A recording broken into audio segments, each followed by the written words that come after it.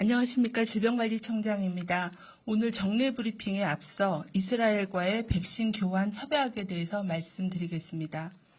범정부 백신 도입 TF는 이번 달 7월 이스라엘 정부로부터 화이자 백신 70만 회분을 공급받고 오는 9월에서 11월까지 순차적으로 반환하는 백신 교환 협약을 오늘자로 체결하였습니다.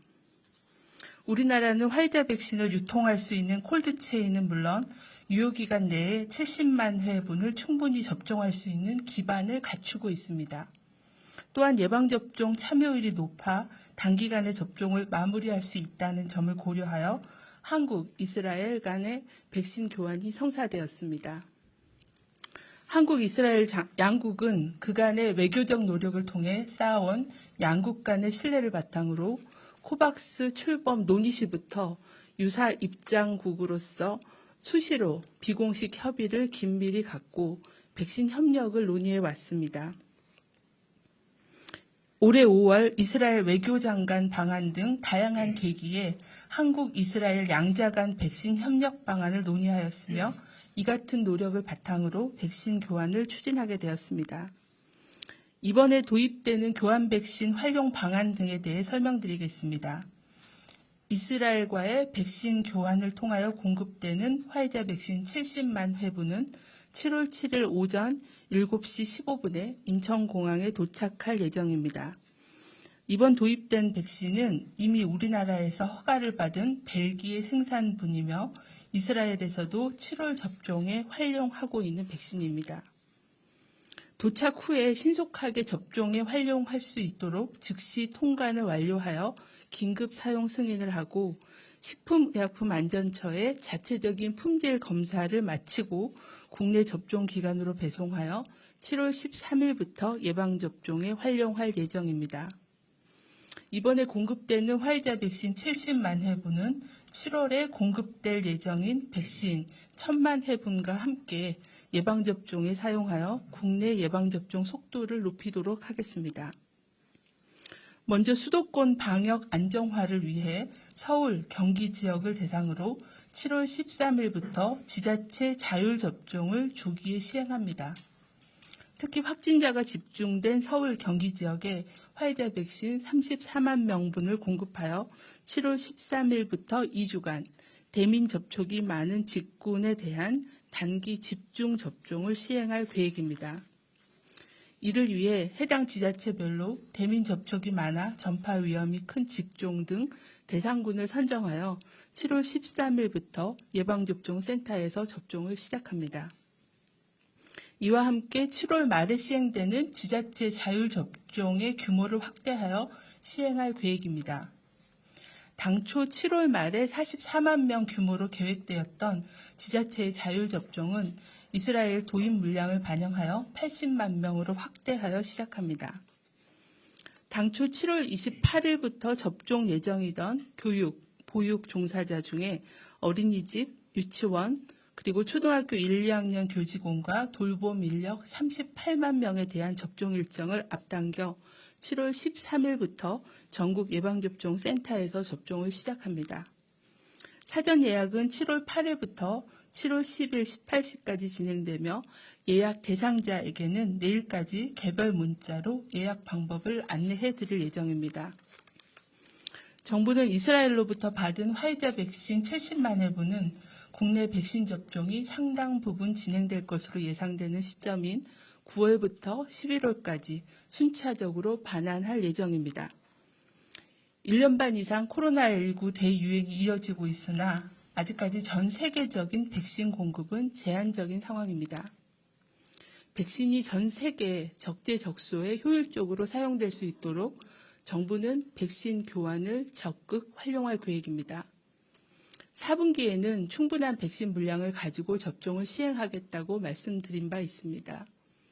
이 과정에서 여분의 백신이 발생한다면 우리 정부는 백신이 필요한 다른 나라에 적극적으로 백신 교환을 진행하고 코로나19 극복을 위해 다른 국가들과 적극적으로 협력하도록 하겠습니다. 감사합니다.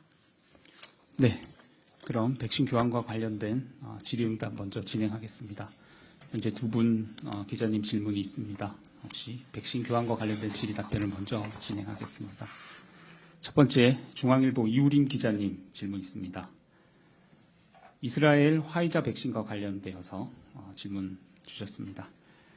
지난달 19일 팔레스타인 자치정부는 이스라엘이 보내온 화이자 백신 9만 회분을 받았다가 검수 과정에서 기술적 조건이 충족되지 않았다며 돌려보냈다라는 밝힌 바가 있습니다. 이번에 한국과 스와프를 맺은 백신이 이 백신과 동일한 것인지 혹시 아직 확인되지 않았다면 이런 우려는 어떻게 보는지 설명해 달라고 했습니다.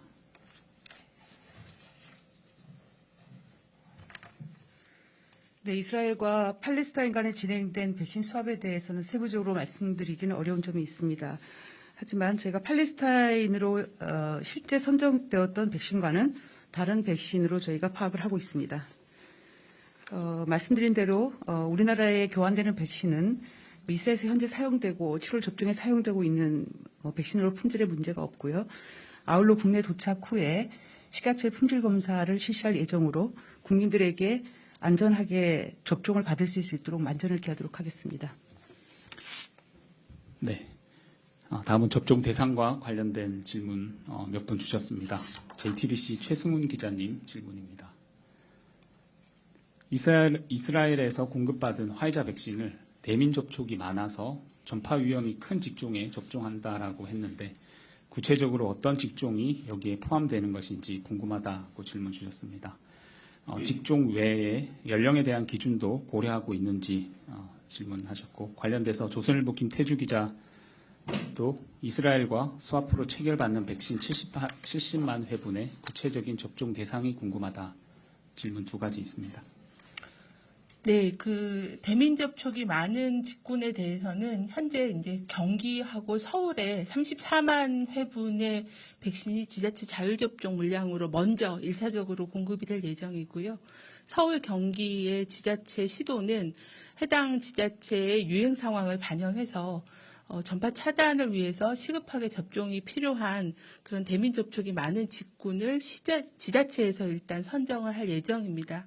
그래서 이 부분은 지자체가 선정하고 아마 접종 계획을 별도로 발표드릴 예정이기 때문에 구체적인 세부 계획이 마련이 되면 지자체별로 보고를 드리도록 하겠습니다. 네, 연령 기준에 대해서도 현재 50세 이상에 대한 접종은 7월 말부터 계획이 되어 있기 때문에 이거보다 좀 더 시급하게 직종으로 접종을 해야 된다고 하면 그런 부분들도 포함해서 먼저 접종을 진행할 수도 있을 거라고 판단하고 있습니다. 두 번째 질문에 70만 회분에 대한 접종 계획인데요. 아까 말씀드린 그 수도권 방역 상황을 고려해서 지자체 자율 접종의 물량을 1차적으로 34만 회분을 서울 경기에 공급해서 7월 13일부터 공급하는 데 1차 쓰게 되고요. 그리고 제가 정확하게 숫자를 초등학교 1, 2학년과 어린이집 그리고 유치원의 교사에 대해서는 저희가 접종 예정으로 되어 있는 그 일정을 조금 앞당겨서 접종을 시행하는데 물량이 쓰일 예정입니다. 제가 정확한 물량은 확인해서 말씀을 드리겠습니다. 네, 그리고 나머지는 이제 저희 그 지자체 자율접종으로 들어가게 될 물량으로 일부 반영해서 사용을 하게 될 예정입니다. 네, 백신 교환과 관련돼서